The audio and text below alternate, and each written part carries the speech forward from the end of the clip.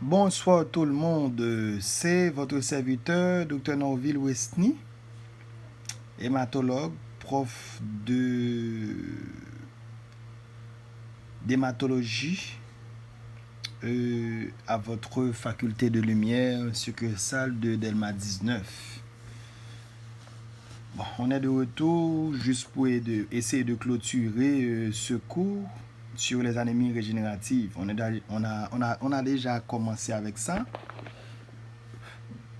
Donc c'est juste à titre de rappel rapidement, on sait ce que c'est les anémies régénératives. Oui, revenons rapidement. Et je suis en train de faire ce cours pour mettre ça online sur mon channel de YouTube pour vous. Après prise de contact avec le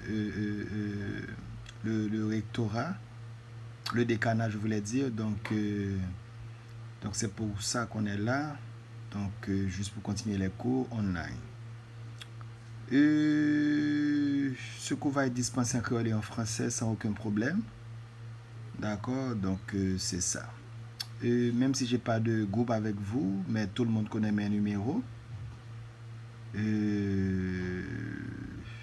Donc vous êtes libre de me contacter sans aucun problème. Je vais quand même réitérer les numéros sur le channel. Donc c'est ça. Les anémies régénératives rapidement, ce sont des anémies de manière générale, hein, et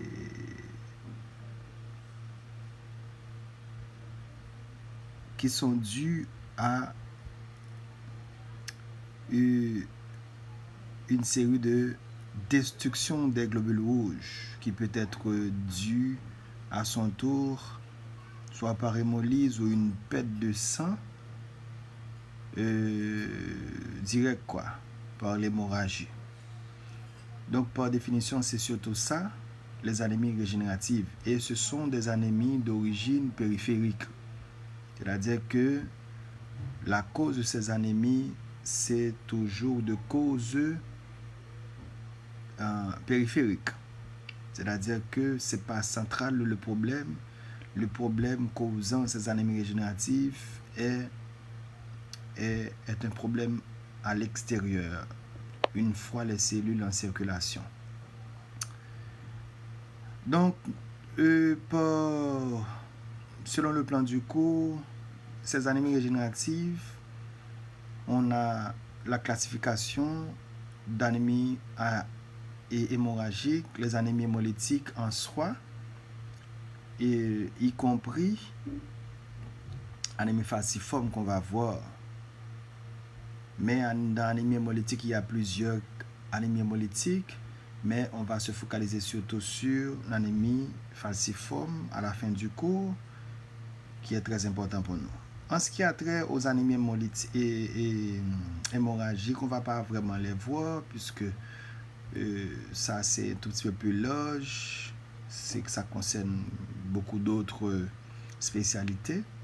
Mais quand on voit anémie hémorragique, c'est comme si on pouvait voir directement anémie fériprive. Mais là, c'est une autre paire de manches. On ne va pas se focaliser là-dedans, mais c'est surtout ça. OK? Donc, focalisons-nous sur l'anémie hémolytique qu'on a déjà vue. Donc, c'était juste pour voir. Alors, on partit là-dedans, on voit déjà. Juste pour voir le plan. Et on continue rapidement, comme je vous ai dit. Le marqueur principal des anémies hémolytiques, ce sont les réticulocytes. D'accord? Qui peut être augmenté ou diminué. Donc, ce que vous voyez. Il y a plusieurs marqueurs de l'hémolyse en soi. D'accord? Donc, on a déjà vu quelques marqueurs. Donc, tout ceci a été vu et on a commencé à voir parmi les anémies hémolytiques, d'accord? Parmi les anémies hémolytiques, on a déjà vu, laisse voir, c'est ça.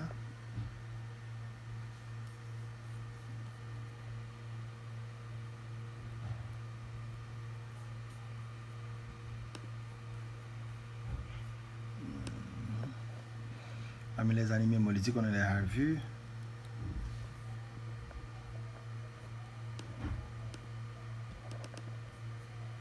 il y a un petit problème avec ce Windows.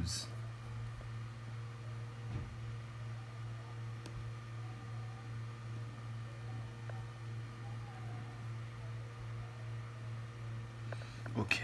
Donc, parmi les animaux hémolytiques qu'on a déjà vu, sphérocytose héréditaire qu'on appelle aussi maladie de Minkowski-Schofer. Et nous te va et vient li. Ça pour nous plus focus sur lui, c'est tableau clinique là. D'accord? Qui pas difficile du tout, qui m'a pas le chita sur encore. C'est comment on fait diagnostic biologique. Bon. Et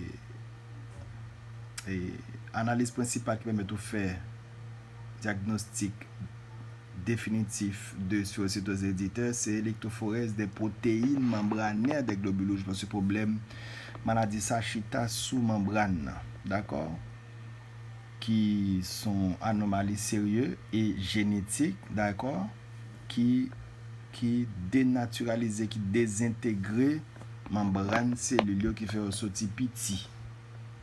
À ce moment-là, on les appelle des microsphérocytes. Et que dans le fœtus sanguin, a bien commencé par le diagnostic biologique. Le fœtus sanguin, c'est une clé pour permettre de faire diagnostic biologique sphérocytose héréditaire, mais analyse qui vraiment, ne c'est pas seulement les mêmes, non, comme vous pouvez voir, si regardez, mais c'est surtout ce qu'on appelle, pour bon diagnostic définitif, c'est l'électrophorèse des protéines membranaires des globules rouges ou des hématies, qui bon diagnostic positif définitif de sphérocytose héréditaire. Et que nous dérivés dans là les anomalies de l'hémoglobine qui rentrent dans l'anémie hémolytique yo. Donc là nous gagnons syndrome thalassémique et puis nous gagnons drépanocytose qui c'est deux principales maladies ça yo qui rentrent dans le groupe de anomalies de l'hémoglobine. Parce que même c'est surtout l'hémoglobine qui a un problème génétiquement, d'accord, et qui peut bailler maladie ça. Donc, ça a un petit rappel rapidement que je ne peux pas même trop chita sur lui, franchement, que nous connaissons ça déjà. Parce que ces cours online là sont des cours qui plus résumés. Et que syndrome thalassémique, pour nous commencer à faire parler de lui, sont maladies qui constituent pas, qui se définit par une diminution ou l'absence de synthèse d'une ou plusieurs chaînes de globine. Et ça fait un rappel ça important pour nous comprendre que hémoglobine qui c'est contenu principal de globules rouges, d'accord, li gagne là-dedans li formé par un groupe M et un groupe de globine. Alors, il formé par deux parties, un M et globine. Et que groupement M nan li gen fait avec protoporphyrine là-dedans et globine en soi ou fait avec lui. Et que vu que son protéine li gen des groupements et globine en soi, il formé par des chaînes, d'accord? Il est capable des chaînes alpha, des chaînes bêta, des chaînes delta, etc.